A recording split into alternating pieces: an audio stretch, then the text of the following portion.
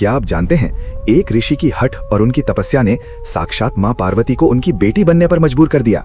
एक ऐसी बेटी जिसने जन्म लेते ही खिलौने नहीं बल्कि ब्रह्मांड के सबसे विनाशकारी शस्त्र मांगे। ये कहानी है महर्षि कात्यायन की। उन्होंने वर्षों तक कठोर तप किया। जब साक्षात आदि शक्ति प्रकट हुई तो ऋषि ने स्वर्ग या मोक्ष नहीं मांगा।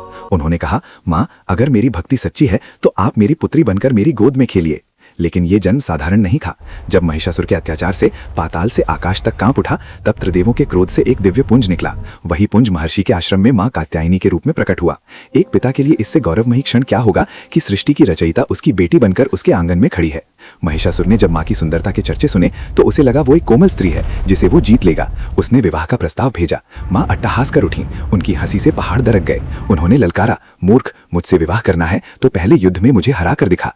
दशमी के दिन मां ने अपनी ठोकर से उसे धूल चटा दी और एक ही बार में उसका अंत कर दिया। मां कात्यायनी हमें सिखाती हैं कि एक बेटी तब तक शांत है जब तक उसे छेड़ा न जाए, वरना उसके भीतर कात्यायनी आज भी जीवित है। एक पिता की अटूट भक्ति ने आज ईश्वर को भी बेटी बनकर उसकी गोद में खेलने पर मजबूर कर दिया। सच तो यह है कि हर बेटी अपने पिता के लिए साक्षात देवी का ही रूप होती है। अगर आप भी अपनी बेटी को दुनिया की सबसे बड़ी शक्ति मानते हैं तो कमेंट में जय मां कात्यायनी लिखें और सनातन धर्म की ऐसी ही गौरवमयी गाथाओं से जुड़ने के लिए हमारे चैनल को अभी सब्सक्राइब करें। याद रखिए, आपकी एक सदस्यता हमें ऐसी अनसुनी कहानियां लाने की हिम्मत देती है।